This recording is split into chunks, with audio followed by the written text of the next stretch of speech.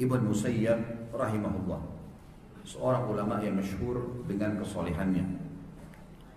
Sa'id ibn Musayyab ini, Sa'id ibn Musayyab rahimahullah, orang ini terkenal sekali ibadahnya, luar biasa ibadahnya, gitu kan.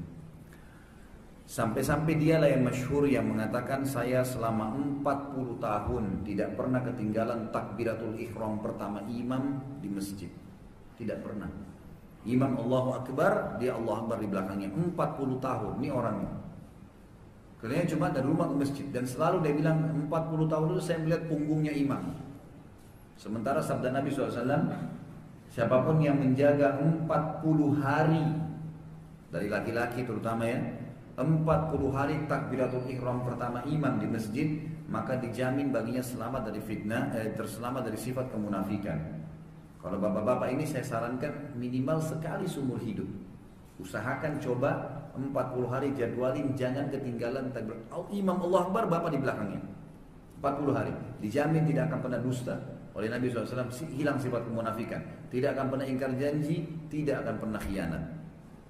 Ini disebutkan. Iya, 5 waktu sholat, subuh, duhur, asar, maghrib, isya, semuanya Imam Allah Akbar, dia Allah Akbar. Baik, Sa'id bin Musayyib rahimahullah ini 40 tahun tidak pernah ketinggalan, luar biasa. Dan ini bapak ibu sekalian harus kita ingatkan, bapak-bapak harus jaga nih. Belum telat, dari sekarang buat jadwal. Kalau 40 hari lewat, alhamdulillah, bisa seumur hidup malah bagus, gitu kan?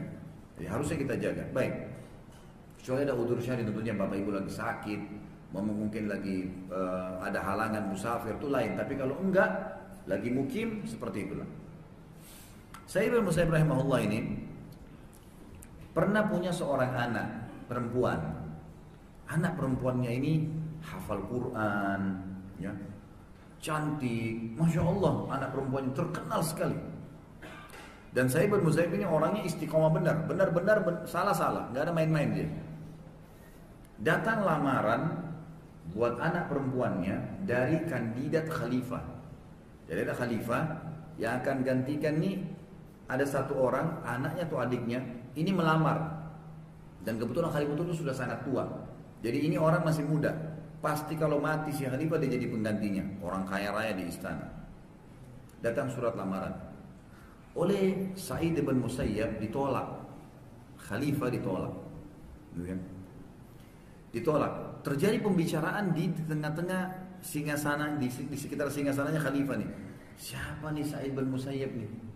Nolak lamaran Amir Mu'minin, calon khalifah. Nggak mungkin gitu. Siapa? Tidak ada orang yang nolak. Apalagi waktu itu terkenal juga ada Amir Mu'minin, waktu itu masih kerajaan Umayyah ya. Terkenal mereka masih menjaga iman, kayak tadi Sulaiman bin Abi Malik, Hisham. Mereka masih punya iman, nangis, taat. Kalau diingatkan mereka patuh, masih terkenal dengan itu. Tapi saya menolak. Lalu ada satu orang itu cerita, dia bilang, saya tahu ceritanya kenapa dia tolak. Kata orang yang dilihat singgasananya Sa'id bin Musayyib, saya tahu kenapa dia nolak. Kata mereka, ceritain kepada kami, bagaimana ceritanya? Baiklah. Kata orang itu, ada satu orang muridnya Sa'id bin Musayyib, namanya Abdullah bin Wada'ah. Abdullah bin Wada'ah ini murid utamanya Sa'id bin Musayyib, gitu kan? Rajin, selalu hadir di majelis taklimnya, selalu, sampai dia menjadi seperti kader yang luar biasa lah. Satu waktu Abdullah bin Wada'ah seminggu nggak hadir. Abdullah bin Wada'ah ini orang yang miskin, pas-pasan gitu. Tapi masya Allah tidak pernah tinggalkan majelis ilmu. Seminggu tidak hadir. Oleh saya ditanya, mana orang ini nggak muncul? Murid utamanya sering ada di sebelahnya, sering belajar, nanya dan seterusnya. Seminggu kemudian datanglah Abdullah bin Wada'ah. Lalu ditanya oleh saya selesai pengajian, kamu kemana aja selama seminggu? Dia bilang, maaf imam itu kalau kita kiai guru, maaf guru ya, maaf saya baru saja ditinggal meninggal oleh istri saya. Jadi selama seminggu ini istri saya meninggal. Kemudian saya urus jenazahnya, terus saya perbaiki keadaan di rumah. Saya juga berkabung lah ya, tinggal selama 3 hari di rumah, diurus orang-orang yang datang takziah. Kata saya kenapa kok nggak ceritain sama saya biar saya juga datang bertakziah? Dia bilang, Anda siapa gitu loh, guru saya, ulama besar. Sa'id bin Musayyib ini juga perlu Bapak Ibu tahu dapat julukan alimnya ulama ya. Jadi banyak ulama tabi'in juga belajar sama orang ini, terkenal sekali, luar biasa ilmunya. Yang jelas dia bilang, Anda siapa untuk apa datang ke tempat saya? Sudahlah, yang penting Anda doain saja gitu. Langsung kata dia, kata saya Ibnu Musayyib, kenapa kau enggak, kamu mau nikah lagi? Kata Abdullah bin Wada, wahai imam, siapa yang mau nikahkan saya dengan anak perempuannya? Duda, miskin, gitu kan? Enggak punya apa-apa. Kata saya Ibnu Musayyib, saya nikahkan kau sama anak saya.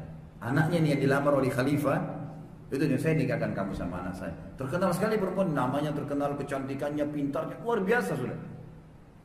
Kata dia, Anda mau nikahkan saya? Dia bilang iya. Duduklah, duduk. Panggil saksi, gitu kan? 2 orang di masjid nih. Pegang tangannya, saya nikahkan kau sama anak saya Fulana binti Fulana, gitu kan? Dengan mas kawin apa yang kau miliki? Dia bilang saya punya 3 dirham. Kau ada 3 dirham, jadi mahal. Terima, saya terima nikahnya. Sudah. Kata anak ini, Abdullah bin Wada, Sa'id bin Musayyib setelah itu berdiri, tinggalkan masjid. Dia bilang nanti saya akan atur. Saya ini pulang dalam kondisi percaya nggak percaya. Ini menikah tiba-tiba, dan yang menikah sama siapa nih? Ini kalau bisa dikatakan ratunya umat Islam. Khalifah lagi ngelamar nih, gitu kan? Baik, dia bilang saya pulang ke rumah saya, waktu itu kebetulan hari Senin saya lagi puasa. Kemudian saya sholat di masjid dekat rumah saya balik, saya lanjutin buka puasa saya. Rumah saya dari tanah biasa, tidak ada apa-apa sama sekali. Kemudian tiba-tiba ada yang ketuk-ketuk pintu setelah sholat maghrib, sementara saya makan beberapa butir kurma. Lalu saya bilang, siapa? Dia mengatakan Sa'id. Yang terlintas di benak saya semua Sa'id kecuali Sa'id bin Musayyib. Karena orang ini dia bilang tidak pernah terlihat selama 40 tahun rumah masjid, tidak ada tempat lain. Tidak pernah ke tempat, tidak pernah datang ke rumah orang, tidak pernah 40 tahun. Masjid, rumah, itu saja. Orang mau ketemu dia di salah satu tempat ini. Maka saya buka pintu, saya heran melihat Sa'id bin Musayyib, postur tubuhnya yang tinggi, yang besar. Kemudian saya bilang, Anda, kenapa Anda datang? Bilang aja saya akan datang. Dia bilang, sekarang kau lebih pantas saya datangi karena kau sudah menjadi anak mantu saya. Lalu kemudian tiba-tiba dia pinggirin badannya, ternyata anak perempuannya di belakang. Lalu dia bilang, masuklah anakku, ini suamimu. Masuk ke rumah. Rupanya Sa'id bin Musayyib ini sudah bicara sama anaknya. Anaknya sudah bilang, ayah, pernikahan saya di tangan Anda, silakan. Tunjuk siapa saja saya nikah. Bentuk kepatuhan, enggak ada apa-apa. Pokoknya siapa saja saya iya. Sudah tahu ayahnya ulama besar, enggak mungkin sembarangan gitu. Ini juga Abdullah bin Wada'a, muridnya Sa'id bin Musayyib yang paling luar biasa ilmunya. Bisa dikatakan kalau Sa'id mungkin meninggal dia bisa gantikan, gitu kan? Baik, kata orang ini, kata Abdullah, saya kaget. Tiba-tiba Sa'id bin Musayyib pergi. Assalamualaikum, tinggalin. Anak perempuannya masuk, saya bingung harus buat apa nih. Baru ketemu, gak ngerti apa-apa. Kemudian dia duduk, lalu dia buka cadarnya. Dan saya temukan dia wanita yang paling cantik yang pernah saya lihat. Paling hafal kitabullah Al-Quran, gitu kan. Paling hafal dengan hadis-hadis Nabi. Dia ceritakan waktu itu setelah selesai dia ketemu gitu. Lalu dia bingung, dia bilang, saya harus buat apa? Rumah saya berantakan, gitu kan. Semua makanan bekas, saya pun merapikan semampu saya. Ini pengantin perempuan didatangkan begini modelnya. Dia bilang, saya tinggalkan. Dia bilang, maaf, tunggu sebentar ya. Saya ke rumah ibu saya. Ibu saya lagi kumpul sama paman-pamannya, gitu kan. Wahai keluargaku, saya ini sudah baru nikah. Nikah sama siapa? Siapa yang mau nikahin kamu nih? Kata keluarganya. Dia bilang, saya nikah sama anaknya Sa'id bin Musayyib. Ini satu wilayah Islam tahu, ini lagi dilamar sama khalifah.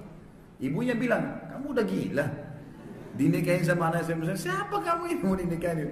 Itu khalifah lamar, ditolak. Dia bilang, demi Allah ada di rumah saya itu perempuan. Dan saya dinikahkan tadi di masjid oleh ayahnya.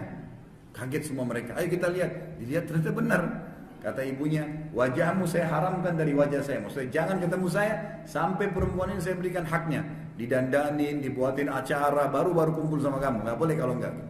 Dia bilang silakan, saya nggak tahu ini perilakunya Sa'id bin Musayyib. Akhirnya 2-3 hari kemudian dibuatlah acara, kemudian dia kumpul sama istrinya. Dia bilang, waktu saya kumpul sama istri saya temukan istri saya ini orang yang paling tahu hafal Al-Quran, paling bagus suaranya, hafal Al-Qurannya, ayat-ayat hadis Nabi semua dihafal, riwayat fulan yang saya tidak hafal dihafal sama dia. Kata Abdullah bin Wada, kemudian saya temukan orang yang paling santun, tidak berani angkat suara depan saya, selalu melayani wanita yang sempurna, gitu kan. Lalu kemudian dia bilang, saya pun berbahagia sekali dengan dia. Lalu kemudian, ini kan yang cerita sebenarnya orang yang di sebelah singgasana khalifah tadi kan. Ceritanya diceritakan sama dia dengar dari Abdullah bin Wada'a yang menceritakan.